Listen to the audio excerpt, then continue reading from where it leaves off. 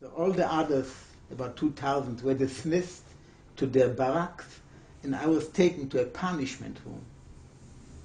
They whipped me 15 strokes on my bare body, and 2 German guards were standing close by to be sure that I get maximum pain and minimum compassion. I have scars from that beating till this very day. I committed a crime. I gave away my watch for a promised loaf of bread. Somehow, miracle, God's will, I did survive that ordeal. And when I came out, my older brother was standing there thanking God that I was still alive. I was in that Camp Lechamer only for 4 months. In October 1942, the Germans decided to send me to another camp called Brande. By doing so, they separated me from my older brother, and from that moment, I have never seen him again. After the war, when he didn't show up, I assumed that he perished like all the other 123 members of my family. But I had no idea where or when. But something very dramatic happened to me in New York City some years ago.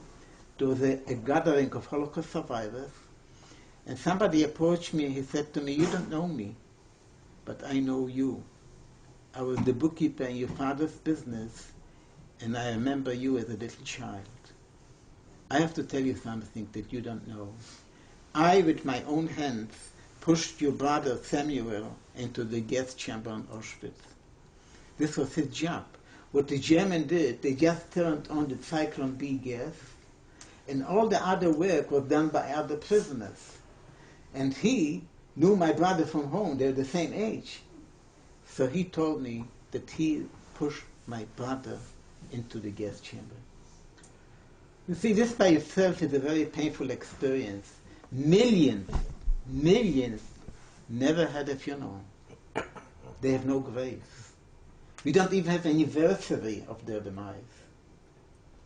When we had the tragic event on September 11, 2001, watching television, I saw how those World Trade Center towers collapsed. What came to my mind? Are those people consumed in that inferno? Are they going to have a funeral, a grave? Apparently over 2,000 have never been identified. This by itself is a very painful experience to live with. It reminds me, the other day I spoke at Concordia University, and one of the students stands up, he says, "I know what you mean, because my brother drowned here in Oregon, and his body has never been recovered, and my mother is miserable that she cannot visit her son's grave." So this is a very painful experience. Especially for me, I come from a culture that we respected the departed. I used to visit my biological mother's grave at least 5 times a year. So today we don't have that luxury.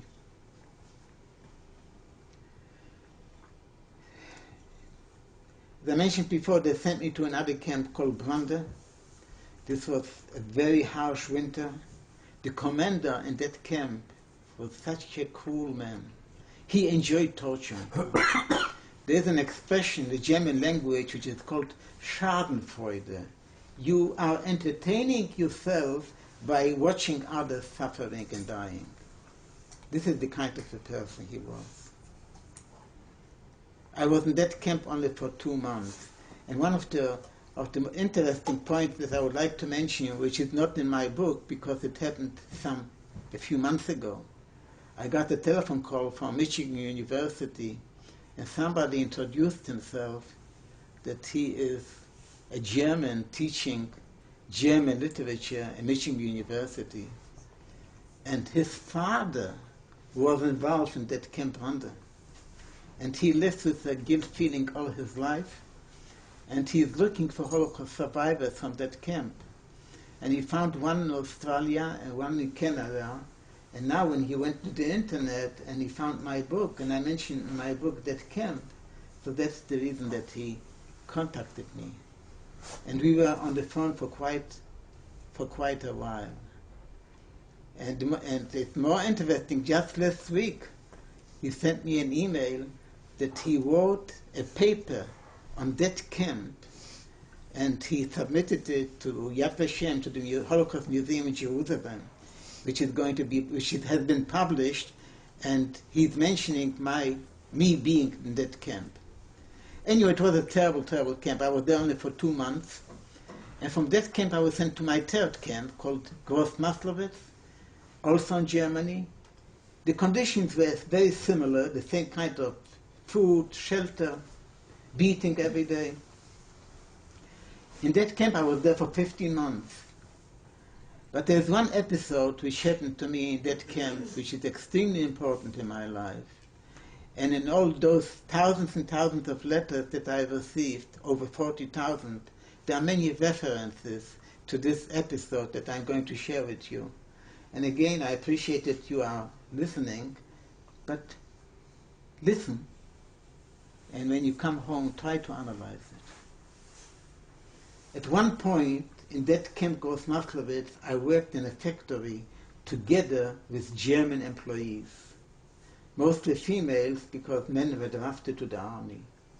So the German employees worked at that part of the factory, textile machinery, and we, the prisoners, worked in that part of the factory, dismantling old machines. And there were signs in the German language addressed to the German employees. Don't give anything to the prisoners, don't talk to them, don't make even eye contact with them. And if you do, you are doomed. One day, while I was sitting and dismantling a machine, a middle-aged German woman, on the way to the restroom, did make eye contact with me. And she hinted to me like that with her finger. I had no idea what she meant. I was very curious. I had a feeling it must be something important. But I had to watch myself, that nobody else should notice me approaching that indicated spot. Eventually, I did find the right moment, and what happened? I found underneath a box a sandwich of 2 slices of white bread with a slice of cheese. That German noble woman repeated that act of leaving a sandwich for me every day for 30 days, as long as I worked at that location. She risked her life for me, not once, 30 times. Every time when she put a sandwich, if she would be caught, she would be executed. That's exactly what the sign said. Still, she ignored, risked her life for me 30 times. How often do you hear or read about it that somebody risks his life for another human being 30 times? Now, I don't have a yardstick to measure to what extent it helped me to survive, because this was only for 30 days out of 1,050 days. But the question is, why did she do it? What motivated her? She heard on the radio and she read in the paper that I am an Untermensch, subhuman, and she is a master race, superior. Why was she willing to risk her life for a young Jewish boy? What motivated her? What comes to your mind? You think about it. I'll tell you what comes to my mind. Maybe she had a son at my age and felt sorry for me. Excuse me.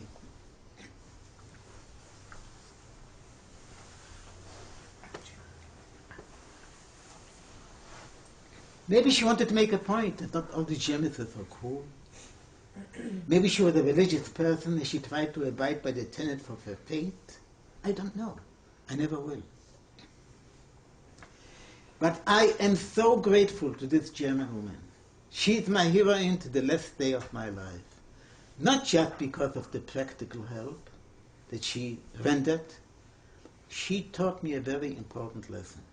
And I'll tell you why. 3 weeks prior to that, a German guard, for no good reason, punched me, and he knocked out most of my teeth. I have no teeth. He was a German and she was a German. They are both German nationals. But look at the difference. One was wicked and the other one was a righteous person. What did I learn? That you are going to find good people and bad people in every group. That prejudice or stereotyping is absurd. Voltaire, the 18th century philosopher, said, those who can make you believe absurdities can make you commit atrocities. And that is what I try to convey to my audiences, that prejudice is completely absurd. It doesn't make sense. The older I get, I realize how important it is, and that is so.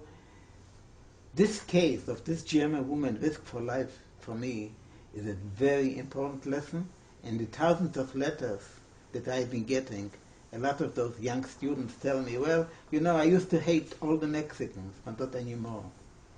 Give an example. They just realized it doesn't make sense. Because according to Hitler, if you don't have blue eyes and blonde hair, you are not a pure-blooded German. You are inferior. And here you have two Germans that they acted as humans.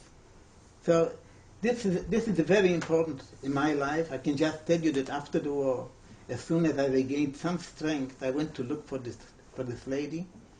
I didn't know her name or her address. I did the most illogical things. I went to that location because that's all I remembered. And I went to City Hall, pleading with them, let me locate a woman that in 1943 risked her life for me. So obviously, they looked at me being insane. How can you locate somebody if you don't know her name or her address? And I've tried and tried for many years, and unfortunately, I could never locate her. And again, I'm very grateful to this lady. So from that camp, I was sent to my fourth camp, called Klettendorf, also in Germany. At that point, 1944, the Germans started to lose the war, and my job was digging trenches. One day, digging a trench, I came across a raw potato. A farmer left a raw potato in the field. I picked up the potato and ate. A new arrival from Belgium observed me eating a raw potato, said to me, how in the world can you eat a raw potato?